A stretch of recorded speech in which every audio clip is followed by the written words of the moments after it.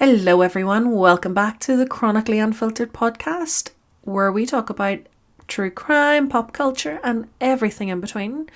If you're new here, my name is Lyndsey, and around here we sip tea, spill opinions and delve into what everybody's talking about at the moment and things that we probably shouldn't be. So anyway, grab yourself a cuppa, maybe a snack, and let's get into it. So today we are getting into the latest installment of Netflix's Monsters anthology. This is the latest in this series from Ryan Murphy and Ian Brennan, and of course I am talking about the monster that is Ed Gein. And unless you have been living under a rock, you will know exactly who I am talking about. I'm probably a wee bit late to the game in talking about this one, but I wanted to do it anyway because I can't stop thinking about this. I have watched it, I've gone back and watched some of it. I have a lot to say about this show. But let's start with, what do we know about Ed Gein? Well, first of all, we know that he is the second child to Augusta and George Gein. There isn't a lot of information out there about George Gein, apart from he was an alcoholic, he flitted from job to job, and I think it was heart disease he died from in his 40s. So he wasn't really there as an active parent as Ed and Henry got older. They really relied on their mother's hand, and what a hand that was. She was very much the fire and brimstone sort of Bible-thumping Christian that we've all heard horror stories about, drilling it into your family that you have to be pure, do not associate with, what did she call them? Pandora, Jezebels. You do not associate with any other female. You stay pure. You never have sex, never get married. You just stay pure, stay with your family. Do not ever procreate. And that really would have messed with anyone's head, and to the point he was very much a mama's boy, and that seems to be his undoing, because after his mother's passing, that would appear to be when his barbaric crimes became a thing. He was so broken by losing his mother that he wanted to try and recreate her.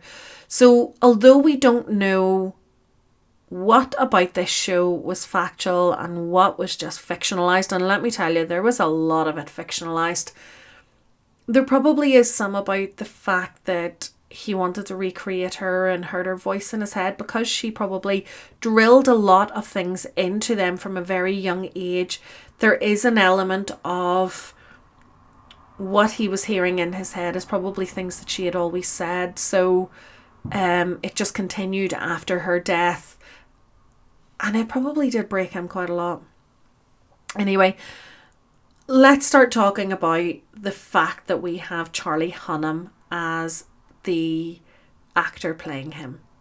Now, what I will say is I have to be honest and think that the way they cast the people who play these characters, and all of these, we have had Evan Peters and the two boys who played the Menendez brothers, they've chosen quite attractive people to play these monsters.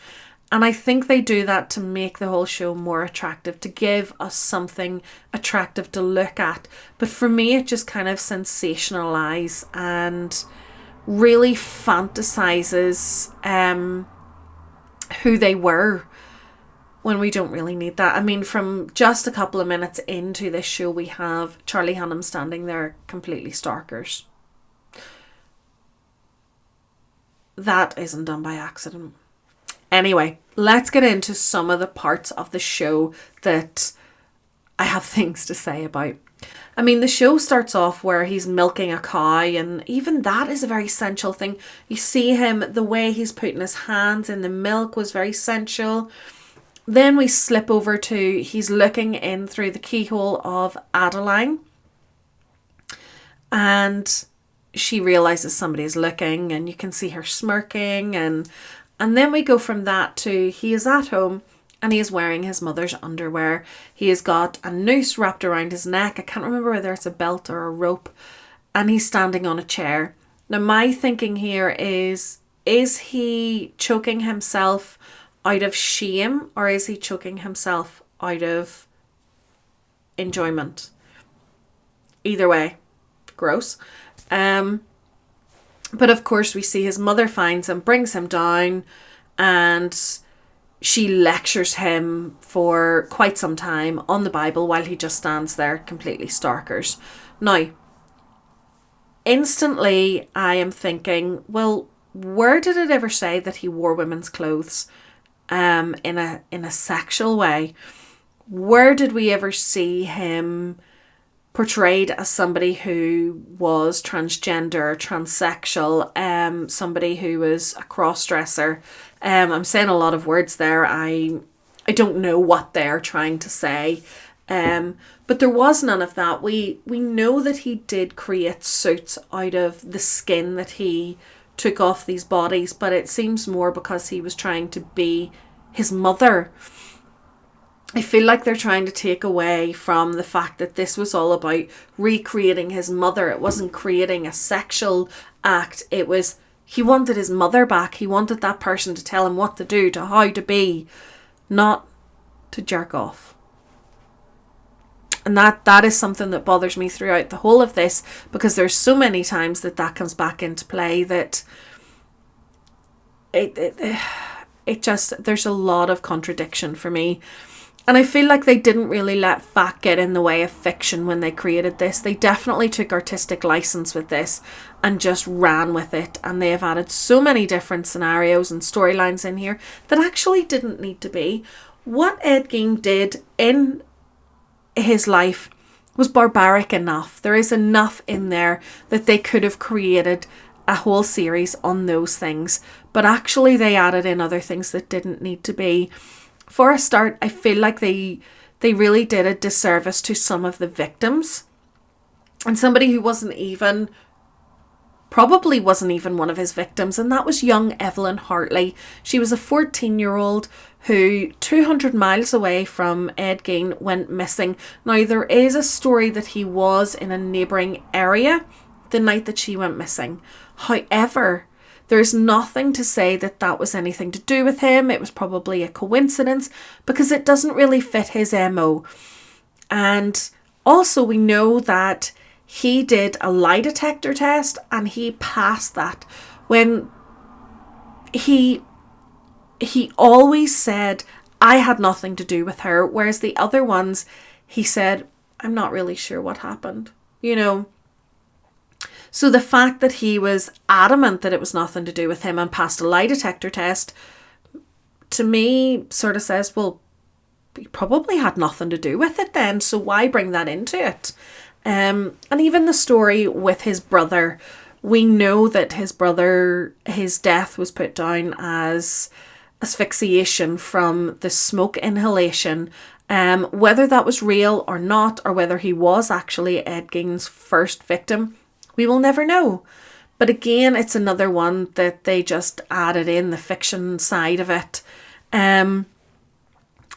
Bernice Worden, the whole character that they put together of her, where she is throwing herself at Ed and acting like a giddy schoolgirl and wanting to be with him and all of that, for me, that is gross because that is one of his victims. He killed her. He cold-heartedly killed her, and we're putting this, we've got this image of her actually wanting to be with him, and I don't feel like it was needed. I feel like it was a gross disservice to this woman who he killed.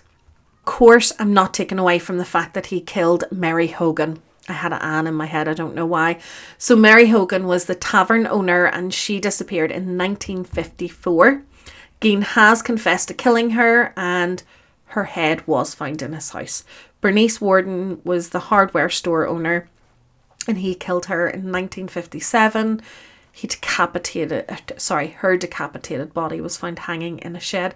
Of course, from what we have gathered, it was true to what Ryan Murphy and Ian Brennan did. She was found by her son, which is just horrendous. But again, going back to Bernice, there was nothing to say that there was anything sexual between the two of them.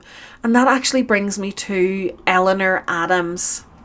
So, of course, Eleanor Adams is the one that they portrayed her corpse as being, let's just say, defiled, because I don't even want to say what they portrayed. But there's nothing to say that he ever did anything like this. There was none of his DNA found in that respect on the corpse. I mean, what he did was gross enough. He skinned their bodies. He may have been eating some of the body parts, which is gross. But there was no need to add that part in. I just feel like it was something that could have been left out. We didn't need to sexualize this person because he wasn't, from what we've gathered, he was trained in such a way that you don't be sexual towards anyone. So we didn't need to add that narrative in. And of course, I mean, going back to trying to sexualize the whole thing, of course we have the perfectly coiffed hair the whole way through, not a peck of it out of place. Even as he ages, the colour changes in his hair, but he doesn't really get older looking. The hair never is a bit out of place. Would we really have seen this person in the same way if he'd had a beer belly and patchy hair and maybe a patchy beard, a bit of miscolor, a bit of grey coming through in the hair? Let's face it, was he really going to have a perfect haircut? That side shade and all of that, was he really going to have that? No, probably not. I mean, are people really going to enjoy this show as much if they use an actor who is not attractive in the slightest? Probably not. And that is the thing with these kind of shows. They know what sells. They know what is going to draw in an audience. So they choose to sexualize everything. And honestly, I have to say, I love American Horror Story. I love what they do with all of that. But at least in that way, it's not real. You're not taking real events and making light of them. Maybe I'm wrong in saying that it's not different at all, but I think they should stick to American Horror Stories and stop doing these. That's one thing. But moving on, of course then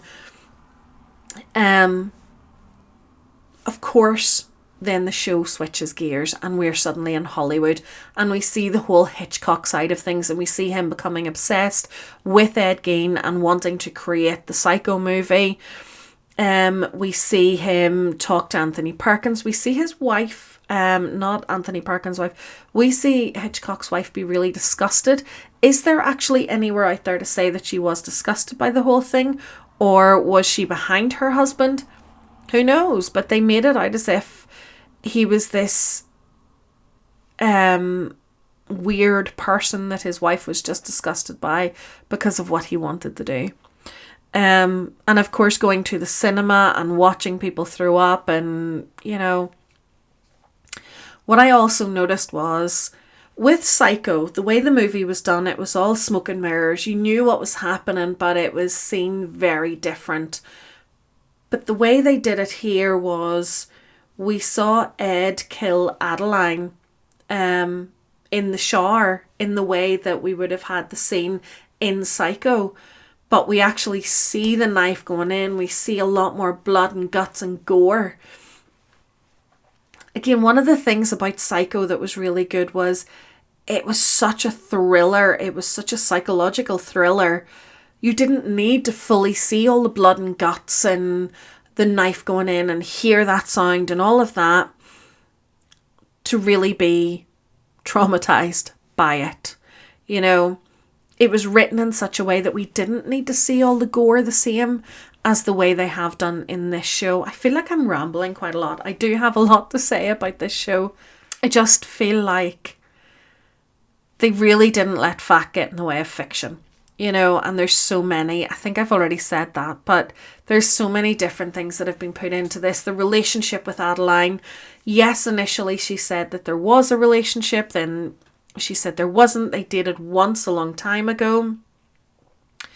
But they really made her as if she was somebody who influenced him, and it was her that told him to take a corpse as somebody to keep him company while she disappeared off to Hollywood for a while. And of course we see then when she comes back, he finds her too cold and can't actually make love to her.